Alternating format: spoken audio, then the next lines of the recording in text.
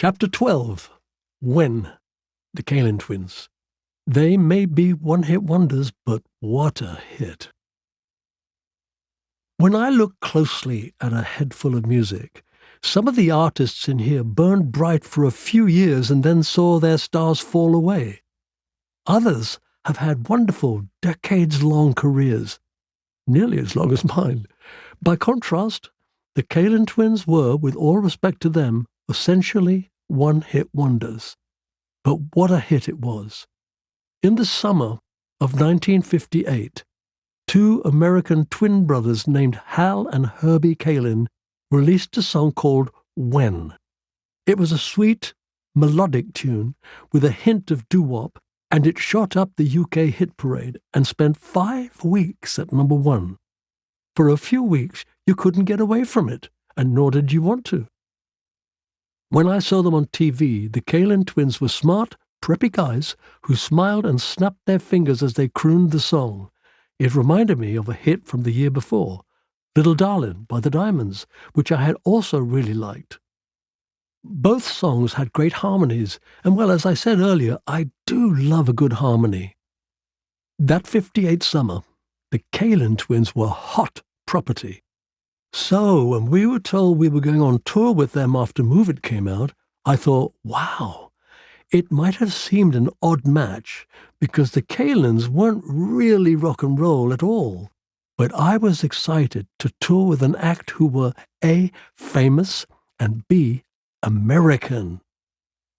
It also felt a great time to take Cliff Richard and the Drifters out on tour because we had just undergone a major lineup change. We had added 2 musicians who would help to reshape the band's sound and over the next few years become hugely influential and household names in their own right. After Norman Mitham left the Drifters, Ian Samuels switched to largely playing bass. This left us a lead guitarist down. Our first manager, John Foster, set out to rectify this and went back to where it had all begun for us, the Two Eyes Coffee Bar in Soho, to try to scout out a new recruit.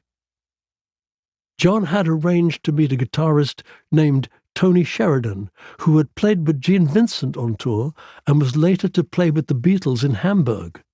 But Tony didn't show up for whatever reason, and instead John fell into conversation with a couple of friendly Geordies named Hank Marvin and Bruce Welsh. Hank and Bruce were old school pals who had moved from the Northeast down to London a few weeks earlier to try to launch music careers. Hank was as much a fan of Buddy Holly as I was of Elvis. Well, if that's possible. He had even started wearing big dark-rimmed glasses to look more like his idol. Hank didn't need a Larry Parnes to change his name for him. He did it himself from his birth name of Brian Rankin. In later years, of course, Hank Marvin got used as a Cockney rhyming slang for starving. Did Hank mind that? He loved it.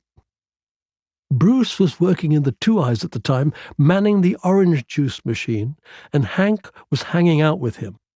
Hank had his guitar with him and played a couple of tunes for John. Buddy Holly, obviously. He was note perfect. John was blown away and asked if he would come to meet me and play on our tour. "Aye, okay," said Hank, "but only if my mate can come as well." John came back raving to me that Hank looked like Buddy Holly and sounded like James Burton. I have to say, that sounded promising, so I was excited. A day or two later, when Hank and Bruce turned up at my council house in Cheshunt, they plugged their guitars into our weedy Selmer amps, and with Ian Samuel and Terry Smart, we all ran through a few songs such as Elvis's Baby I Don't Care, Fats Domino's Blueberry Hill, and of course, Move It. Wow. Hank and Bruce sounded absolutely fantastic. Their musicianship was a big step up on anybody else in the room. Just as importantly, they were both really funny guys, and I liked them a lot. We asked them to join the Drifters and come on tour with us. I couldn't have been more delighted when they said yes. It felt like a major piece had fallen into place. We artists were to travel from show to show in a coach and met up outside the London Planetarium in Baker Street on the 5th of October 1958. It felt a bit like a very exciting school trip. After all, I was only 17. All of the other artists were chummy from the off, and the Kalin twins were particularly friendly. Hal and Herbie were in their mid-20s by then. They were twins, but not identical ones, so happily I could easily tell them apart. And they were utterly charming, as Americans can be, in a totally natural, sincere way. Fame certainly hadn't gone to their heads. They couldn't have been more approachable. The first night of the tour was in Henley, Stoke-on-Trent. The format of the evening was that each act played for 20 minutes. Cliff Richard and the Drifters were given the slot right before the headliners, the Kalin twins, which I thought was good for us. I hadn't yet realized just how good. I'll never forget that opening night in Henley. The venue was crammed and sold out, mainly with teenagers. They listened quietly and clapped politely during sets by the Londonairs, Eddie Calvert, the Most Brothers, and when Cliff Richard and the Drifters came on, they completely lost their minds. The fans were screaming at a volume I'd only ever heard before on Elvis concert footage from America. The racket nearly blew my ears off. It was as much as I could do to hear myself sing over the white wall of noise and the shrill screaming of hundreds of girls. "Cliff, Cliff, Cliff, we love you, Cliff." Wow, what 17-year-old boy wouldn't enjoy that, eh? We came off stage buzzing and stared at each other in shock in the dressing room. When I went back out later and watched a little of the Kalin twins set from the side of the stage, they didn't seem to be having the same impact. That was to become the major theme of the tour. Cliff Richard and the Drifters were a hard act to follow. The addition of Hank on guitar and Bruce on rhythm guitar had taken us to a whole other level. We sounded sleek, powerful, and dangerous, like a proper rock and roll band. We sounded American. It was my name the girls were shouting, and yet I felt like they were screaming for all of us. Hank and Bruce both looked great and were so charismatic on guitar that it was impossible not to get carried away. It was the tour that started the trend that for years the girls came to our shows for me and the boys for Hank. By now, I'd also got some pretty wild stage moves which had been drilled into me by Jack Good. After the first night or two, I realized that a waggle of my knees, a thrust of my hips, or clutching my shoulder would drive the crowd's noise levels right through the roof. I would do it and then thrill to the screams. The Drifters saw what I was doing to maximize the hysteria and encouraged me. Bruce was particularly naughty. I remember one night he sidled up to me while he was playing his guitar. "Go on, Cliff, go for it," he said over the din. "Send 'em mad. Let's have a right ruckus in here tonight." I guess we were good to watch and to listen to, and I think that's why we even gained an extra band member during the tour, without trying. Jet Harris was playing bass with the Most Brothers, but not really enjoying their gentle, sedate songs. One day, he came up to us in our dressing room. "I love watching you guys every night," he said. "Do you mind if I join you?" Jet looked terrific, with his dyed blonde hair, and was a great player, so we said, "Sure." He ramped our performance up yet another notch. The screams got even louder. Some nights, when Hal and Herbie went on, the crowd was still chanting, "We want Cliff, we want Cliff." They'd have to wait until the fans had calmed down before they could get started. The poor guys were doing their best, and it wasn't their fault, but they were on a hiding to nothing.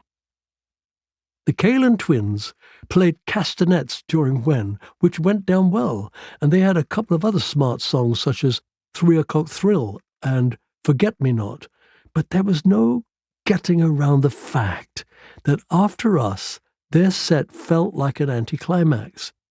I'd see fans filing out of the venue before the end. It was obviously a problem the Kalins were aware of. Halfway through the tour, their manager took me to one side. "Cliff, you and your band are going down so well that it's impossible for us to follow you," he said. "Could we switch the bill around, please, so that you play earlier in the night?" It was a fair question and a reasonable request, but I didn't for 1 second think of agreeing to it. I knew how much good the tour was doing Cliff Richard and the Drifters. The newspaper headlines were saying, "Kalin twins can't follow our boy Cliff." Why on earth would I throw that away? "No," I said, "I'm sorry, but it's the perfect place on the bill for us. We're staying there." I didn't even bother to ask the rest of the band or John Foster what they thought. The Kalin twins' manager was as charming and gracious as his act, and he didn't try to persuade me. He just said, "Okay, fair enough," and left it there. I guess you may be thinking, this doesn't sound like the goody two-shoes Cliff Richard people have been led to believe I am. But that's never really been me. I've always been very driven in my career and will do whatever's needed to boost it, even if it means being hard sometimes. The music always comes first. Even so, I did always feel a little guilty about how I behaved towards the Kalin twins in 1958. They were lovely guys who didn't deserve such a harrowing tour. Your conscience won't always let you rest. So, when I got the opportunity to make it up to them, more than 30 years later, I jumped at the chance. In 1989, I staged a huge extravaganza at Wembley Stadium called The Event. It was a celebration of my 3 decades in music, from Move It and Oh Boy right through to the present day. I wanted to incorporate and acknowledge all of the landmarks of my career, and that, of course, included the Kalin Twins tour. I asked my management if they could track down the Kalins in America and ask them to appear as my special guests. That was no easy task. Hal and Herbie never did manage to find that elusive follow-up to When. They had got disillusioned in the early 60s, given up on music, and gone back to college. They'd done straight day jobs and concentrated on raising their families ever since, except for occasionally playing small local club gigs in the US. To all intents and purposes, their performing career was behind them. They certainly weren't expecting Cliff Richard to call them, asking them to play a stadium in London. Well, I'm so glad that I did. When they flew over, Hal and Herbie were still as charming and friendly as they were back in 1958. They had aged, of course, but I recognized them as soon as I saw them. It was so good to see them again, and the years just fell away. They greeted me with a gift. Hal and Herbie had dug out the castanets that they had played on the When single and on the 1958 tour, fixed them up, they'd seen a bit of wear and tear, and presented them to me. It was a small but incredibly thoughtful present. I felt very moved. I instigated a conversation with the Kalins. "Look," I began, "I feel embarrassed to talk to you about this, but I'm sorry I was so nasty and thoughtless on our tour years ago, refusing to move down the bill." And their reply was predictably gracious. "Please don't worry about it," Hal said. "It's absolutely fine. We couldn't follow you because you were getting such an incredible reaction, but we understood exactly why you wouldn't switch, and we still do. It's all good. We're just so grateful to be asked to do this show now, and so thrilled to be part of it." They were, too. The event had by now grown to 2 nights at Wembley, and it's hard to imagine what it must have felt like for the Kalin twins, having given up music and virtually retired, to be walking out in front of 72,000 people. But they went down well, and When triggered a joyous crowd sing-along. The Kalin twins were without question 2 of the nicest people I have ever met in my long career in rock and roll. I'm so pleased that our history together had that happy ending, and I will always treasure those castanets. I'm not a big fan of online music streaming sites. I think they pay artists and songwriters dreadfully, but they have their uses. I recently looked up the Kalin twins on one of the main ones.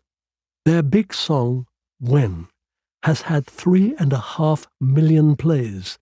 Their second most popular tune, Sweet Sugar Lips, has had 36,000, 1% as many. They were one-hit wonders. So what? If When is the Kalin twins' sole legacy, it is still one to be very proud of, and I'm very proud to have known them.